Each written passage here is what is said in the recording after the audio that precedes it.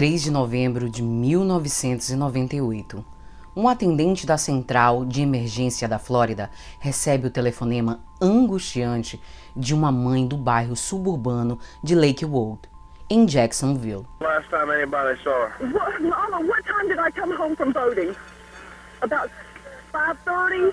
About 4:30 to 5 o'clock. About 5:30 was the last time we saw her. And I was letting the kids play out here for a little while. And then she disappeared. And nobody knows where she's at. A mulher, desesperada ao telefone, era Sheila Clifton. E o que ela não sabe é que sua filha de apenas 8 anos, que saiu para brincar, não voltaria mais para sua casa.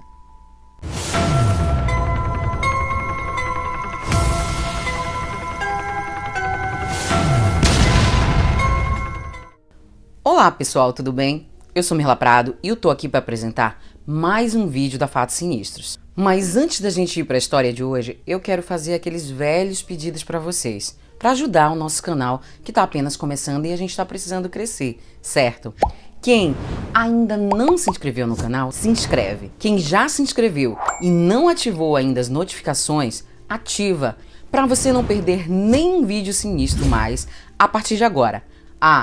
Deixa o seu like logo agora no começo do vídeo, porque isso ajuda muito a gente a crescer. Gente, a gente só tá começando o canal agora, ele é um canal muito novo, então a gente tá entrando no mercado que já tá muito consolidado e a gente tem muito trabalho para fazer esses vídeos. Só para vocês terem noção, esses vídeos demoram em média 8 a 9 dias para ficarem prontos, desde a fase das pesquisas até a edição final.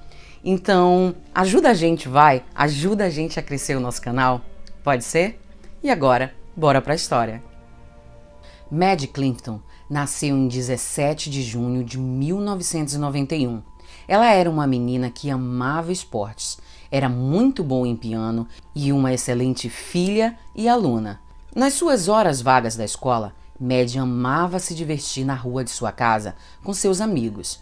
Eles jogavam basquete, golfe e tudo que crianças criativas inventavam para se divertir em uma época onde a tecnologia ainda não era tão presente e nos Estados Unidos as crianças poderiam se divertir livremente nas ruas, sem nenhum tipo de medo. Maddie, em 1998, tinha 8 anos de idade. Ela morava com sua avó, seus pais, Steve e Sheila, e sua irmã de 11 anos, Jessie, que era sua melhor amiga. Naquela tarde fatídica, após chegar da escola, Maddie pediu permissão para ir fazer o que mais gostava, brincar com os amigos na rua de sua casa. A condição era que na hora do jantar, ela estivesse em casa para se reunir com sua família. Assim, Maddie, prometendo voltar para o jantar, vestiu sua camisa de basquete vermelha favorita com seu nome estampado nas costas e foi para a rua, onde começou a jogar golfe com outras crianças. Até que por volta das 17 horas, as bolas acabaram. Maddie então disse que tinha mais bolas em casa. Assim, ela pediu para que eles esperassem por ela porque ela iria pegá-las. Esta foi a última vez que Maddie Clifton foi vista. Às 18h30, Sheila, a mãe de Maddie, a chamou para jantar, mas a pequena não apareceu e não havia nenhum sinal dela em lugar nenhum na vizinhança. Ela então perguntou para Jessie onde sua irmãzinha poderia estar. Jessie imediatamente disse que não sabia e pegou sua bicicleta e começou a procurar a sua irmã nas ruas próximas. Desesperada, Sheila passou a procurar por sua filha por toda a redondeza, sem sucesso. Em algumas horas, todos os vizinhos estariam percorrendo o bairro à procura de Maddie. Enquanto isso, os Clifton começavam a entrar em pânico, mas tentavam não pensar no pior. Passada algumas horas, Sheila decide ligar para o 911. Que é um número de emergência dos Estados Unidos, que interliga os serviços de bombeiros, ambulâncias e polícia. Assim, ela faz a ligação e relata o desaparecimento de Maddie. Went out to play this afternoon. I thought she was with and now she's missing. How old is she? She's 8 years old, Where was she playing at around the house? right around the house here. Is she a white female or a Yes, black female? she's a white female. What did she have on when she left? She had on a red T-shirt, Ma'am. yes, Blue jeans? a pair of shorts, and a red T-shirt. She blonde hair, black No, hair? she's got reddish brown hair. It's actually a brown with an auburn tint to it. What's it's her name? short. Her name is Maddie. She goes, it's What's her Madeline. last name? Clifton, C-L-I-F as in Frank, T-O-N. When's the last time anybody saw her? Mama, what time did I come home from boating? About 5:30? About 4:30 to 5 o'clock. About 5:30 was the last time we saw her. And I was letting the kids play out here for a little while, and then she disappeared. And nobody knows where she's at. A partir desse momento, a pergunta que parou os Estados Unidos era: onde estaria a pequena Maddie? O caso começou a ganhar destaque nacional. Mais de 1.000 pessoas se envolveram no caso e começaram a procurar Maddie em todos os lugares. Milhares de cartazes com fotos da garota foram distribuídos e centenas de pessoas percorriam toda a cidade. O tempo foi passando e não haviam rastros da menina.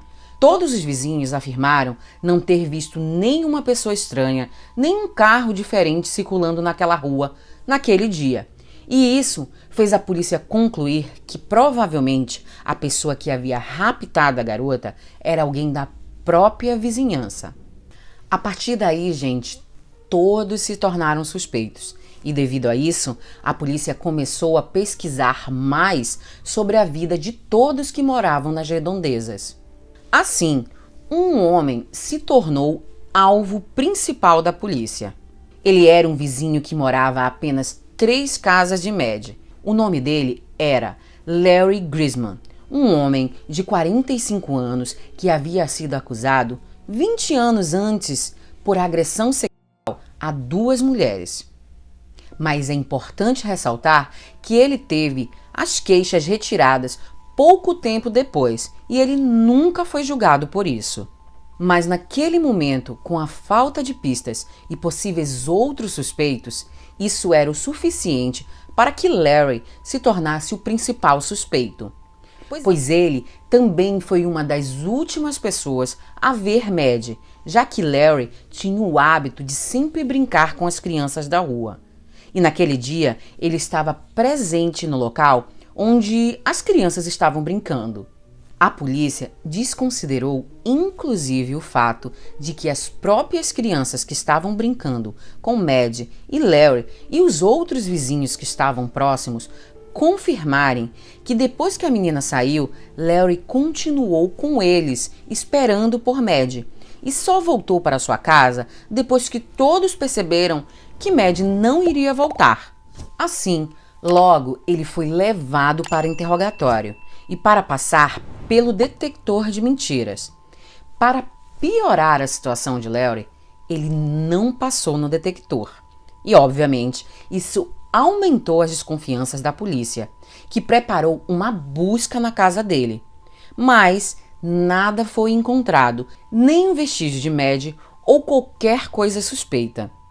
Apesar da insistência da polícia sobre Larry, as suspeitas sobre ele caíram por terra em 10 de novembro de 1998, 7 dias após o desaparecimento de Maddie, quando Melissa Phillips, uma vizinha, a vizinha exatamente da casa à frente de Maddie, encontrou a garota. Mas agora, para a gente entender bem toda essa trama, a gente precisa saber primeiramente quem era a família Phillips. Na casa da família Phillips moravam 3 pessoas: Melissa, que era a mãe, Steve, o pai, e Joshua, o filho de 14 anos. Os Phillips também tinham mais 2 filhos, que já eram adultos e não moravam com eles. Assim como toda a vizinhança, os Phillips também estavam ajudando nas buscas por Maddie. Porém, no 7º dia após o desaparecimento, Melissa sentiu um forte odor vindo do quarto de seu filho. Como o menino tinha uma gaiola com vários pássaros, o cheiro que vinha do quarto dele geralmente nunca era agradável, porque ele não limpava muito bem aquela gaiola. Mas naquele dia, o cheiro estava realmente insuportável. Como Joshua estava na escola, Melissa então resolveu limpar o quarto dele. E conforme ela limpava, ela percebeu uma água que vinha da cama do garoto. Mas deixa eu explicar para vocês. A cama dele era uma cama que tinha uma estrutura de madeira e um colchão d'água. Então, ela pensou que o colchão provavelmente estava vazando.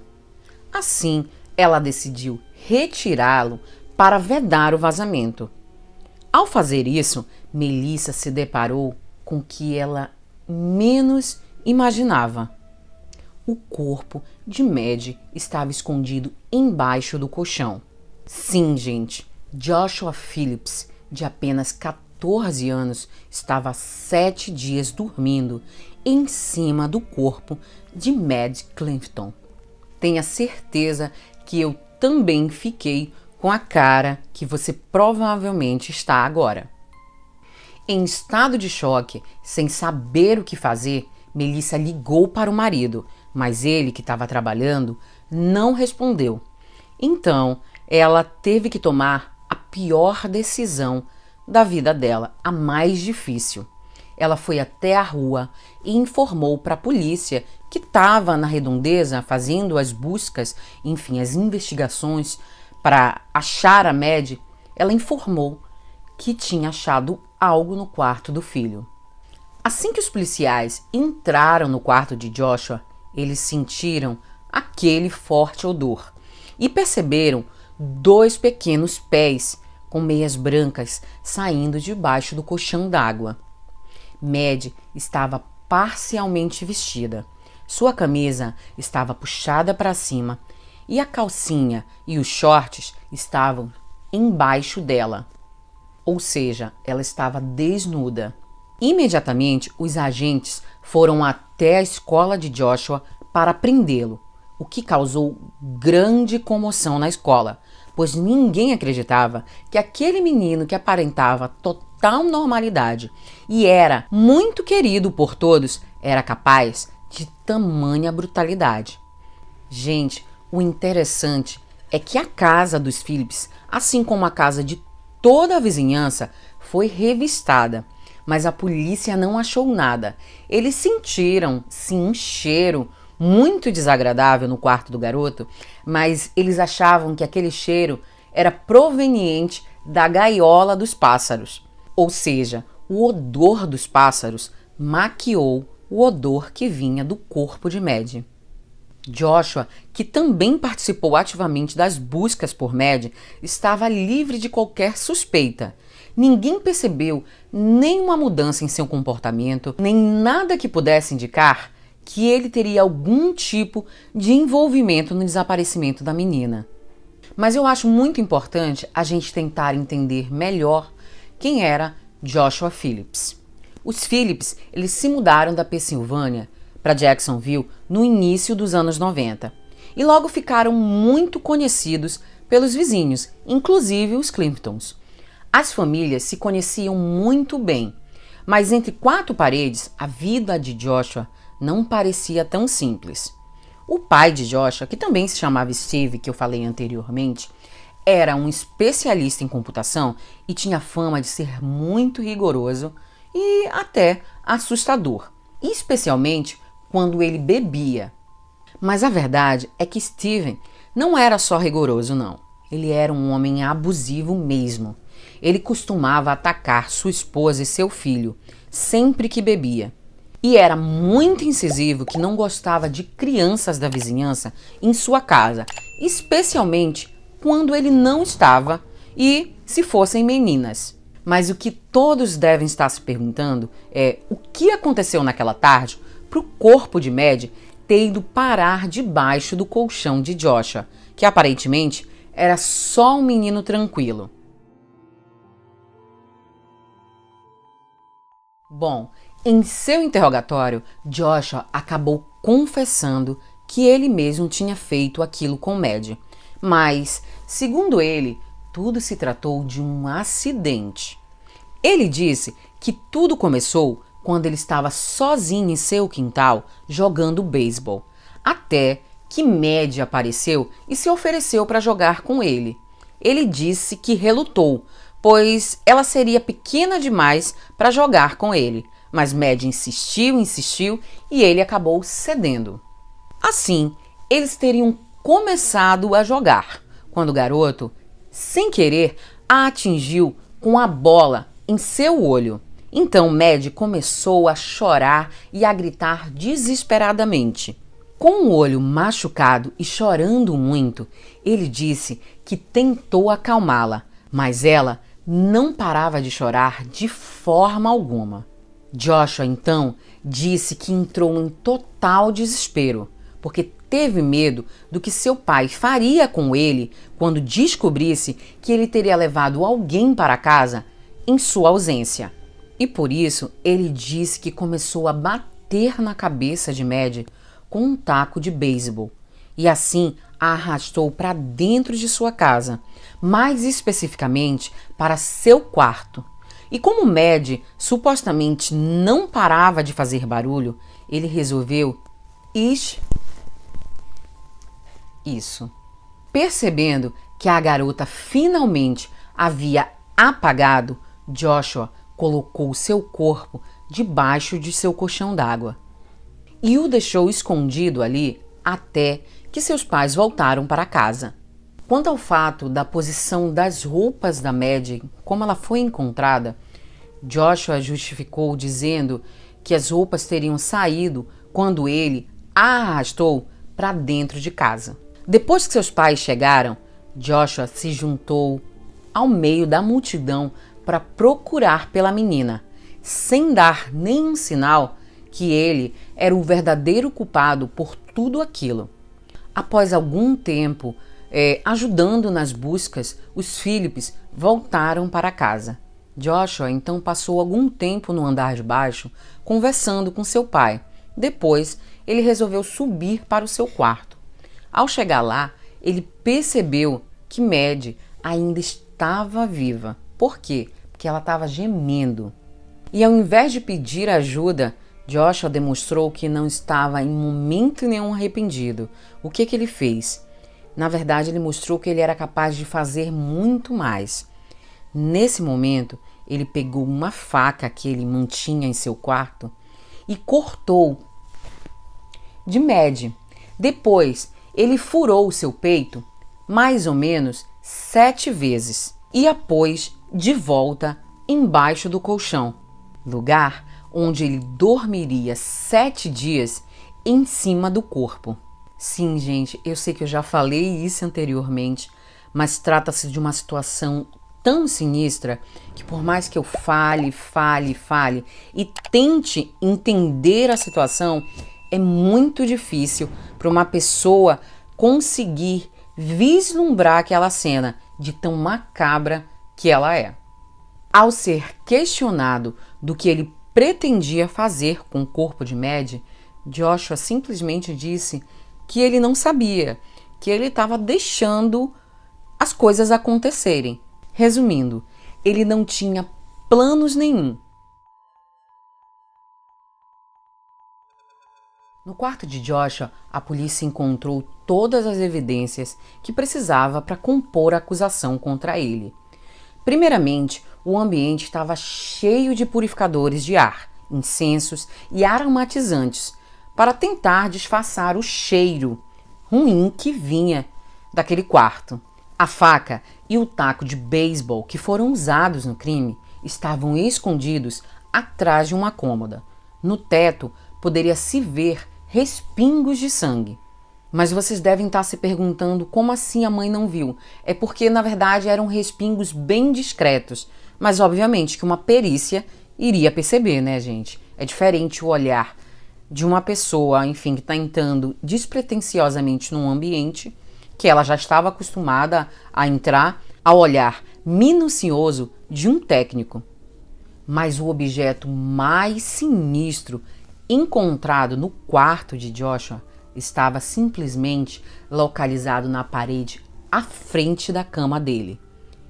E era nada mais nada menos que um dos cartazes de procura de Maddie. Ele simplesmente pegou um dos cartazes e pregou na parede. Ou seja, ele estava dormindo sobre o corpo dela e todas as noites olhando literalmente para a foto dela. Sinistro, né? Outro objeto perturbador que foi encontrado no quarto de Joshua foi uma foto da irmã de Maddie, a Jessie. Essa foto, ela estava embaixo do travesseiro da cama dele. Ela tinha sido furtada junto com outros objetos da casa dos Clintons durante uma invasão que ocorreu meses antes do crime acontecer. É a partir desse momento que a versão de Joshua começa a não fazer tanto sentido. Observem só. Segundo o depoimento dos Clintons, meses antes do desaparecimento de Maddie, ela e sua irmã foram abordadas pelo menino com uma piada inapropriada de cunho sexual. As meninas imediatamente contaram para os seus pais, que as proibiram de ter contato com o garoto. E foi aí que, supostamente, Joshua resolveu fazer uma retaliação contra os Clinton e invadiu a casa deles. Mas qual a real importância desse fato nessa história, Mirla? Observem. Maddie era uma menina que era considerada extremamente obediente. Então, a versão de Joshua que diz que a menina foi procurá-lo para brincar com ele fica totalmente enfraquecida, já que Maddie era obediente e ela teria muito medo que seus pais descobrissem, ela pudesse ser punida. Então, se ela estava proibida de falar com ele, não existe lógica nessa história que diz que ela o procurou. Eu, sinceramente, acho extremamente improvável, mas é só uma opinião minha, tá, gente? A perícia também mostrou que a Maddie não tinha sido atingida por nenhuma bola de beisebol no olho. Ela não tinha nenhum tipo de lesão no olho. Na verdade, a primeira lesão que foi constatada no corpo de Maddie foi exatamente o estrangulamento e não a lesão causada pelo taco de beisebol.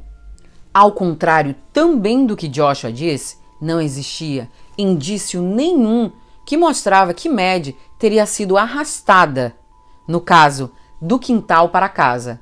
Ela não foi arrastada, gente. Sem falar que o quintal dos Phillips era pequeno demais para se jogar beisebol. Quando a polícia viu o corpo de Maddie desnudo, automaticamente acredito que, assim como eu, todos pensaram em crime sexual, certo? Mas a autópsia mostrou que não existiam indícios de que ela havia sido abusada. Mas foi descoberto que Joshua estava assistindo pornografia violenta na internet 30 minutos antes do que aconteceu. E depois do fato, ele voltou e continuou assistindo o mesmo tipo de vídeo.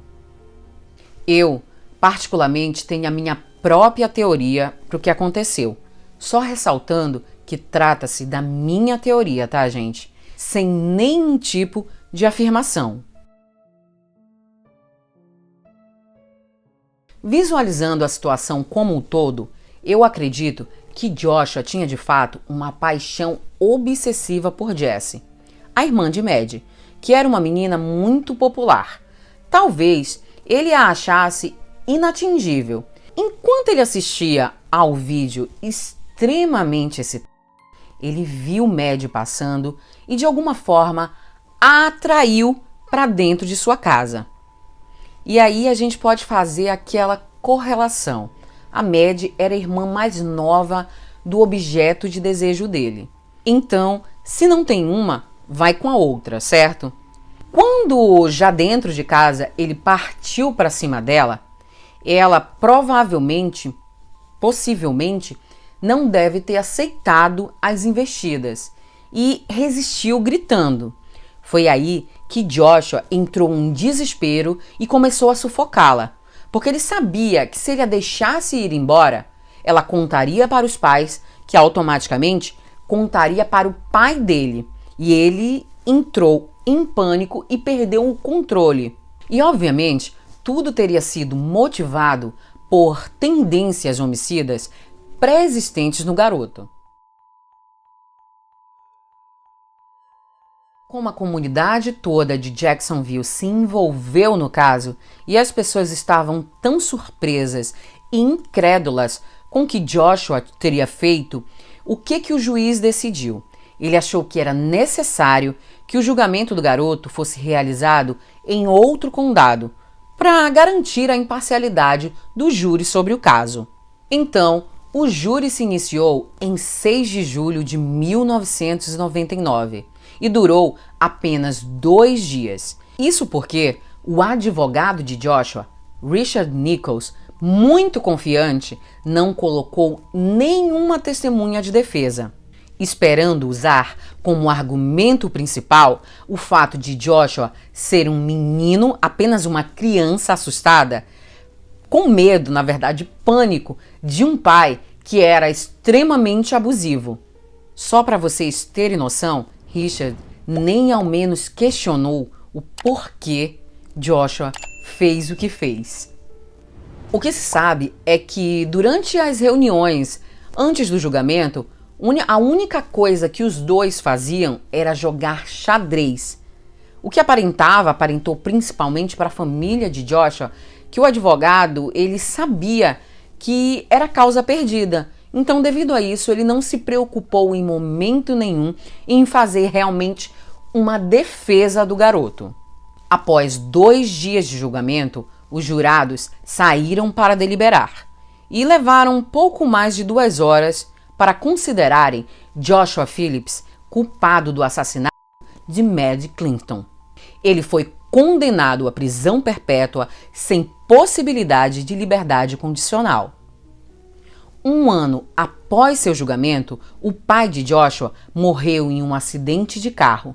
Ele não usava cinto de segurança e foi arremessado para fora do veículo. Na época, Melissa Phillips fez um pedido para o filho comparecer ao funeral, mas o pedido foi negado até mesmo por Joshua, que mesmo amando seu pai, tinha certeza que o acidente tinha sido causado por ele mesmo por estar dirigindo bêbado.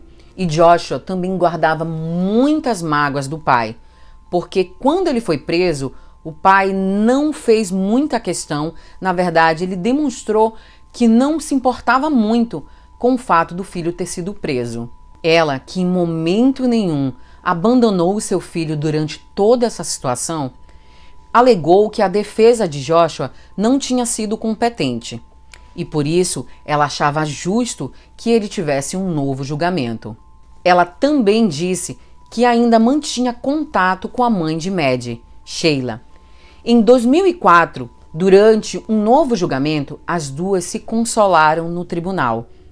Sheila, demonstrando incrível empatia, com muita tristeza, disse, abre aspas, ela é mãe. Temos uma tristeza compartilhada, mas acho que como mães entendemos a posição uma da outra. Acho que se a situação fosse invertida, ela estaria fazendo a mesma coisa que eu estou fazendo. Fecha aspas. Melissa Phillips não contestava que seu filho não era culpado, mas sim ela buscava uma sentença mais justa, pois ela não concordava que seu filho pegasse prisão perpétua, sendo que ele tinha cometido um crime enquanto era uma criança sem nenhum tipo de direcionamento. Ela acha que o filho simplesmente não tinha discernimento o suficiente naquela época para entender os seus atos. Depois que a Suprema Corte Americana decidiu que as sentenças de prisão perpétuas obrigatórias para jovens era inconstitucional em 2012, Joshua tornou-se elegível para uma nova sentença, já que ele já era um adulto. A irmã de Maddie, a Jessie, ficou horrorizada com a possibilidade que ele fosse solto e declarou que estaria preparada para lutar por sua irmã, independente de qualquer nova sentença atribuída a Joshua. Em uma entrevista, Jessie Clifton disse, abre aspas, ela não tem a chance de andar nesta terra novamente. Então, por que ele deveria ter? Fecha aspas. Em 2017, Joshua foi novamente julgado, mas o novo juiz do caso dele manteve a sentença original, garantindo que ele passaria o resto dos seus dias na prisão. Embora Joshua tenha perdido a apelação, ele teve a chance de se dirigir aos Cliftons pela primeira vez desde 1999. Agora, como um adulto, ele se desculpou com a família, afirmando o quanto estava arrependido e que não finge saber ou entender a dor que ele criou. This is for the family of Maddie Clifton. I've wanted to say this for a very long time, and I'm grateful that this chance to do so in person has arrived. I don't pretend to know or understand your pain or to grasp the void that I have created in your lives. I can say this, I do understand pain. I have become quite intimate with suffering. Growing up in prison, I've seen many dark things, and I've been to some dark places. Many times throughout this journey, I came dreadfully close to ending my life, just to escape it all. Após o pronunciamento dele, Jessie, a irmã de Maddie, o elogiou por se desculpar. Hoje, Joshua permanece na prisão e não há sinais de que ele poderá mudar essa sentença. E é isso. Esse foi o nosso caso sinistro de hoje. Eu espero que vocês tenham gostado da história. Conto com vocês nos comentários para falar o que vocês acharam da história, o que vocês acharam que pode de fato ter acontecido nessa história, porque ele deu a versão dele, mas a gente realmente não sabe se é uma versão real. Se você tem a sua própria teoria, fala pra gente que a gente vai adorar estar conversando com vocês sobre o caso de hoje. E quem chegou até agora nesse vídeo, que realmente é um vídeo longo, aplaude nos comentários pra gente saber que você realmente é um fã desse tipo de conteúdo e que tá nos prestigiando até agora. Toda a minha gratidão. É isso, gente. Até semana que vem.